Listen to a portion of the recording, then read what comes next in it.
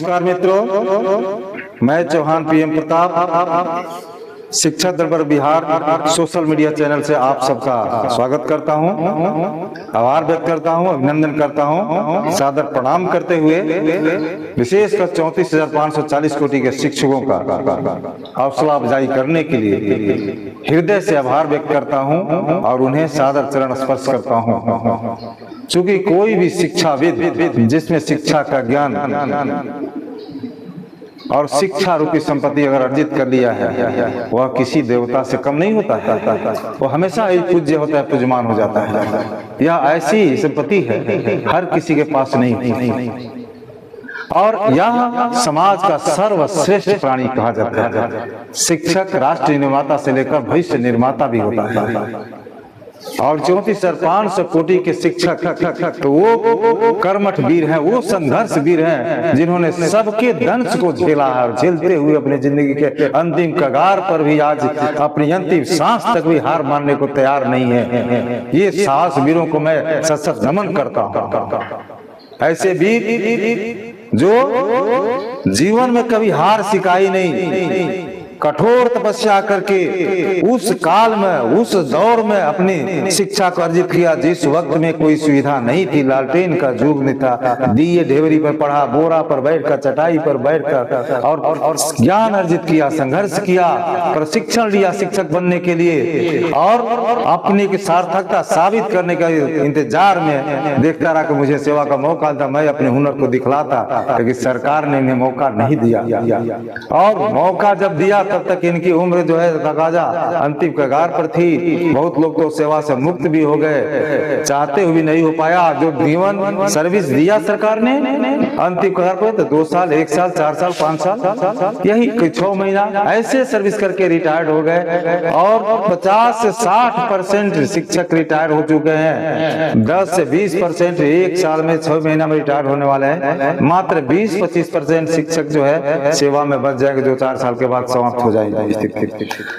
पहले सर्विस से शुरुआत हुई तो इनके चेहरे पर काफी मुस्कान था, और मुस्कान के दौरान लगा कि चलो हमारी पेंशन सरकार ने न्याय की है। सुप्रीम कोर्ट और माननीय पटना उच्च न्यायालय के द्वारा इनकी नियुक्ति हुई और इन्हें योग्य ठहराया गया। सरकार ने अपने दावे में स्पष्ट शपथनामा देकर कहा कि मैं शिक्षकों की स्वीकार करता हूं, हमसे गलती हुई है, हम इनको बहाली करेंगे और नियमित रूप से बहाली करेंगे, इनके बाद ही कुछ करेंगे। सारी शर्त मानने के बाद इस सरकार ने एक गेम खेल दिया, नई विज्ञप्ति निकाल कर इनको एनपीएस में डाल दिए, जो कि कहीं भी सुप्रीम कोर्ट के आदेश में ऐसा चीज नहीं।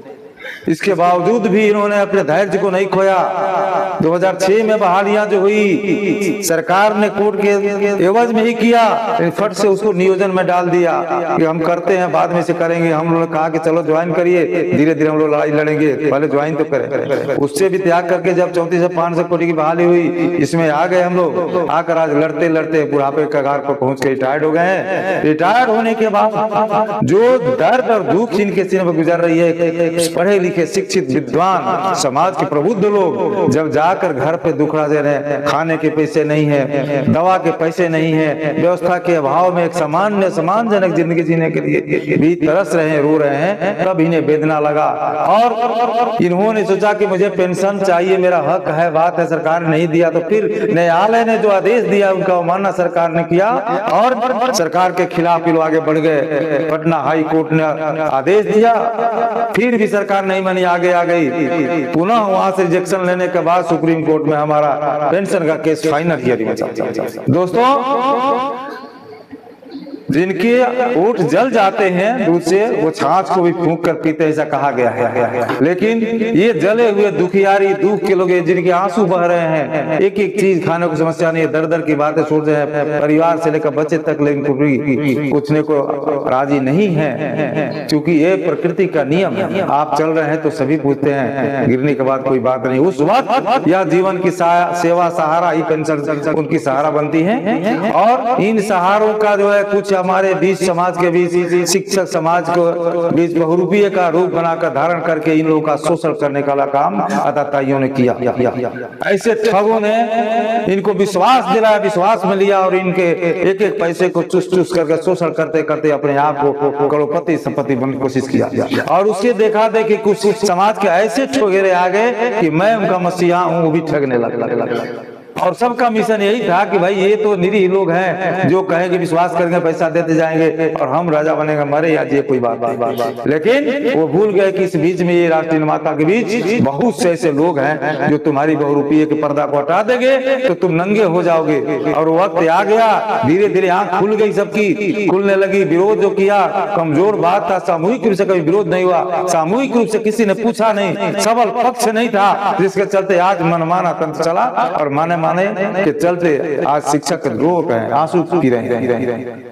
इस क्रम में एक बात मैं बताना चाहता हूँ। पूर्व में शिक्षक श्रेणी जाई कुछ लोगों ने, उनके एक सामूहिक रूप का समूह था जो पूरे जिला से बिहार के हर कोने कोने से पैसा वसूल करके और खाने का काम किया, केस के नाम पर लूटने का काम किया। लेकिन उसमें जो गति चाहिए गति नहीं दे पाया, उनकी नीति और नीयत खराब निकल गई। खराब के चलते विश्वास टूट गया। उस विश्वास के अविश्वास का परिणाम जो हुआ, एक अंगबाणी नाम का चैनल खोला जो जिसका ऑडिटर चंदन कुमार है। ये अंगबाणी सोशल मीडिया चैनल से यूट्यूब चलाता है और इन्होंने माता पिता कह करके सारे शिक्षकों की, हमारे माता पिता आपका चरण वंदना करते हैं, कसम खाते हैं, सौगंध लेते हैं, हम आपके साथ अन्याय नहीं होने देंगे। लेकिन इसका मिशन लोग पहचान नहीं पाए, भाप नहीं पाए कि ये बहुरूपिया शेर का खाल पहन करके और गिद्दड़ है और हमको ठग रहा है, काम करने की कोशिश कर रहा है। लोगों ने कर्जा काट करके रोते हुए भी 2000, 1500 रुपया दे दे करके काट गया। ये पूर्व में कहा था कि हमारे भी रोजी रोटी में है, कुछ सब्सक्राइब हमको कर दीजिए, इसका सब्सक्राइब का फी हम लोग अलग से, मैं खुद 119 रुपया देकर इसको देना। इसके बाद स्टार जो सुपरस्टार स्टूडेंट होता है 599 भी सब्सक्राइब कर दिया। चलो भाई कोई बात है, समाज की काम कर रहे हैं, अच्छे विश्वास में चल दिए। और चलने का परिणाम क्या हुआ?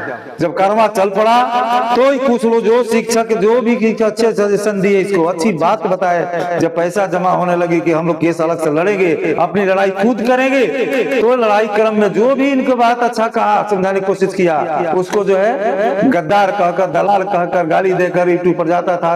ये शिक्षक तो मोबाइल से चलाना नहीं जानते, क्या जाने मीडिया की बात। वहां जाकर इनको उल्टा सीधा कहा और उसको देख कर ही लोग विश्वास कर लेते थे कि भाई बात सही कर रहे, गलत करे, बड़ा गंदा आदमी है। और अच्छे लोग भी इसके नजर में गंदा बन जाते थे। और इतनी कूटनीति जानता है कि आपस में एक दूसरे को लड़ा देना, दूसरे को समझा देना कि आपको तो गाली दे रहा था, आपको ऐसा कर रहा था, आपको ऐसा कर रहा था। भोले भाले शिक्षकों के बीच में जहर भरा, यहाँ तक कि शिक्षक के बच्चों को भी आड़ में नहीं छोड़ा, उनके जहर भरकर और उसके बच्चों से शिक्षकों को गाली सुनवाई। दूसरा टर्म, एक टर्म में सहरसा से कुछ मित्र हमारे साथी थे, 50-60 की संख्या में, उनको वो बेइज्जत किया, गाली देकर बात करके वो लोग मायूस होकर जाकर पुनः जैसे कहते हैं खजूर से गिरा बबूल पटका जाकर अटक गए और फंस गए, रोना रो रहे थे, विवश हो गए। फिर दूसरा दौर जब आया, जिस क्रम में कुछ और लोग जगे, जिसमें मैं भी था और हमारे साथ माननीय कुछ बुजुर्ग लोग साहस किए कि हम लोग अलग से 2-2000 रुपया जमा करके और माननीय सर्वोच्च न्यायालय में अपना वकील रखेंगे और लड़ेंगे। कदम भी बढ़ा दिया हम लोगों ने, आगे बढ़ गए। इसके बावजूद जब देखा कि जब पैसा हमारे इकट्ठा हो गए हैं और ये तो आगे बढ़ रहा है, तो खुद लड़ने लगेगा तो हमारी मांग खत्म हो जाएगी। हमारा तो धंधा जो था कमाने का, पूरा पैसा इकट्ठा करके, ताकि जब तक दूसरा खेमा लूट रहा है हम भी लूटेंगे, अब केस चलता रहेगा, लोग मरेंगे जिएंगे, तब तक हम भी लखपति हो जाएंगे। मनसा यही था कि यूट्यूब पर 1 पर 3 बनाइए, फिर 1 पर 5 बने, 5-5 को जोड़िए कि 5000 मिशन चलाया कि 5000 शिक्षक हो जाएंगे, हमारे व्यूअर हो जाएंगे और हम कुछ भी कहते रहेंगे, लोग तो सुनेंगे ना, पैसा भी आएगा, जमा भी हो रहा है, हमारा भी चलेगा। धंधा एक का केस डिसीजन होगा, हारे चाहे जीते कह देंगे हमारे चलते न हुआ विजय, और हारे तो कह के मैं क्या हूँ, मैं तो मीडिया हूँ, मेरा काम था, मैं कसा था, सुनवाई तो हुआ और कोर्ट ने नहीं निर्णय दिया तो मैं क्या करूँ। इसका मिशन यही था और उस वक्त हम सारे पैसे अपने कब्ज कर हम लोगों ने जान लिया इसके मंशा को और बहुत जल्द इसको नकाब बेनकाब करने के बाद जब दिल्ली गए, वहां जाने के बाद इसकी सारी राज खुल गया कि तो बहुत बड़ा चीज है, ये तो आप आज जानते हैं, 7-8 साल से वकील साहब ने बताया कि 7-8 साल से मैं जाता हूं। यहाँ तक कि एक वकील जो है हमारे माननीय सर्वोच्च न्यायालय के उमेश शर्मा जी को, जो हमेशा इसकी मदद किए, ढाल बनकर खड़े रहे इसके लिए, उनको कहा था कि मैं 50,000 रुपया दे दिया हूँ, और वहां जाने के बाद पता लगा मुझे एक पैसा भी नहीं दिया है। 2 हियरिंग कहा था उनको देना 50 रुपया पर हियरिंग, मैंने 50,000 रुपया ऐलान किया था कि मैंने दे दिया, वो बोल रहे कि 54 नहीं दिया है, इसलिए वो काफी नाराज थे। नाराजगी के दौर में जब छाया शर्मा से कुछ बातें हुई, उन्होंने बात हम लोग को बताने की कोशिश किया, केस आप लोग लड़ रहे हैं, तो दोस्तों कहना चाहता हूँ, कहता है कि नारी के समान, वो शब्द मैं भूला नहीं हूँ, आज भी कह रहा है कि औरत की जाति जो है इस सब को हम देखना नहीं चाहते, जान ये सब ऐसी होती ही है। और भी कुछ भाषा का प्रयोग किया जो मैं नहीं कर सकता। ये जो समान कर है माता पिता कह करके औरत की बात कर रहा है, या ये इसका अपना शब्द है, अगर इसके सीने में थोड़ा भी अति होगा ईमान तो बताएगा, खुद पूछ सकते हैं आप। ये दिल्ली की बात है जो मैं था। वहां से आने के बाद इसका करवा को समझाने की कोशिश किया गया कि पैसा जब देने की बात आई कि वकील तय हो गया, हम लड़ेंगे, बात करेंगे, तो भी पैसा के नाम पर सीधे करना आनाकानी, ये करो वो करो, ऐसा करो ऐसा करो। देना था 22 अप्रैल को, 24 अप्रैल को खाता ले लिया, सामने कहा कि नेट नहीं चल रहा है, शाम को कर देंगे।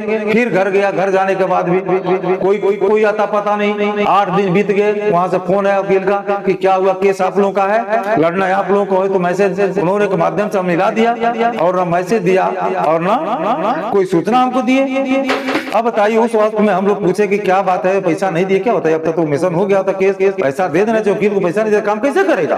तो इसने किसने आपको कह दिया, वो फोन कर दिया आपको। वकील जब हम है लड़ रहे हैं तो बताइए हम सूचना नहीं देगा, शिक्षक हमें जानेंगे नहीं, तो क्यों फोन कर दिया इसने? ऐसा उसको नहीं रखना, ऐसी है वैसी है। ये वकील भी मिला हुआ है, उनको भी 50 कहा कि सहरसा वाले से मिला है, ये है वो है, इस जाति से आता है, बुहार से आता है, सब बात बहुत कुछ बात करने के बाद दोस्तों हम लोग समझाने की कोशिश की, लेकिन ये समझने की बात है तो शुरू से जाते कैसे इन लोग को बेइज्जत कर दें, आउट हो जाए लो, फिर हमारा धंधा चलता रहे। लेकिन ये भूल गया कि इस बार उन्होंने गलत जगह पंगा ले लिया।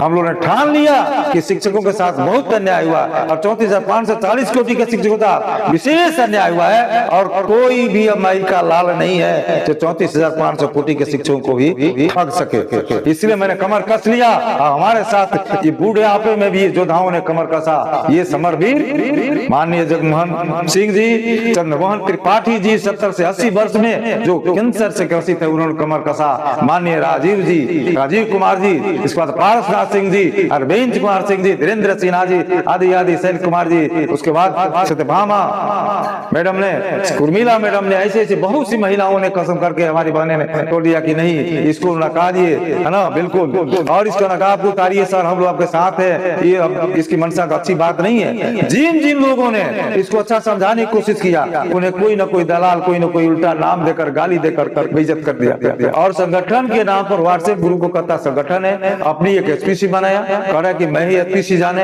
एचपीसी कौन लोग है? सारा मालिक यही है, एचपीसी यही है, उसका मालिक भी यही है, और बिगाड़ना बनाना सारा पावर। हम लोगों ने विश्वास किया कि ये दिल्ली में बैठा है, सुप्रीम कोर्ट के पास है, और जाएगा अपना देखेगा, वकील से मिलेगा, हम लोग पैसा देंगे, जरूरत पड़ेगा तो आएंगे। इस विश्वास पर सभी मित्रों ने, भाइयों बहनों, इन्हें सपोर्ट किया, पैसा दिया कि भाई आप वहां पर हैं, आप केस को देखिए, हम लोग सहयोग करेंगे। ये क्यों दिल्ली जाए? इसका मनसा तो बात था ना, केस लड़ना थोड़े था, आपको न्याय दिलवाना थोड़े था। इससे तो था कि दुकान मिलता रहे और हमारे चलता रहे, लोग मरे या जिए, और हम लोगों को लड़ाते रहे आपस में। मैं सत्य कह रहा हूँ, अगर ये राजनीतिक होता तो रोज गोली कांड करवाता, रोज एक दूसरे को मरवाता, मर्डर कर देता। ठीक है, ऐसी स्थिति में मैं दोस्तों ये बताना चाह रहा हूँ कि ऐसे बहुरूपियों को पर्दाफाश करना जरूरी है। अब सावधान हो जाइए, आपकी लड़ाई सुप्रीम कोर्ट में फाइनल स्थिति में है, हम लोग कमर कस लिए हैं, कोई दे या न दे, आपका प्रेम और सहयोग और आर्थिक रूप से जो सक्षम है तैयार होइए, हम जंग जीतेंगे और जीतेंगे, हर हाल में जीतेंगे। हमने सुप्रीम कोर्ट में बड़ी अधिवक्ता को भी रखने का कार्य कर लिया है, सारी बातें हो चुकी है, बहुत जल्द हम लोग आना भी होंगे, और उनकी बात को रख करके हम लोग अगला जो डेट आ रहा है 6 अगस्त को, उस पर बात कराएंगे। संभवतः कोशिश कर रहे हैं कि वो डेट फिक्स हो जाए, स्थिर हो जाए। अगर स्थिर रह गया, संभावना भी ऐसी है, थोड़ा संभावित स्थिति है, फिर भी लेकिन रह गया तो हम वकील तैयार हैं, बहस होगी। अगर कोई साथ देता है, अन्य भी लोग सही दिशा में आपको मदद करते हैं, तो हाँ उनका स्वागत है, वो आपके फिर शुभचिंतक हैं, कोई दिक्कत नहीं। हमें लड़की ने, हमारा मिशन है कि आपसे हर हाल में आपको न्याय मिले, पेंशन मिले, सभी शिक्षकों के चेहरे पर मुस्कान है, है। इसमें जो भी सहयोग करे, भूला अगर सुबह का भूला शाम को आ गया तो हृदय खोलकर उसका स्वागत है, हम उसे नमन करेंगे, प्रणाम भी करेंगे, शाबाशी भी देंगे, सब भूल जाएंगे। लेकिन कोई भी शिक्षक के साथ गद्दारी करने का कोशिश करेगा, उसे किसी भी हाल में बख्शेंगे नहीं। नमस्कार मित्र दोस्तों, बहुत बहुत धन्यवाद। कर दो।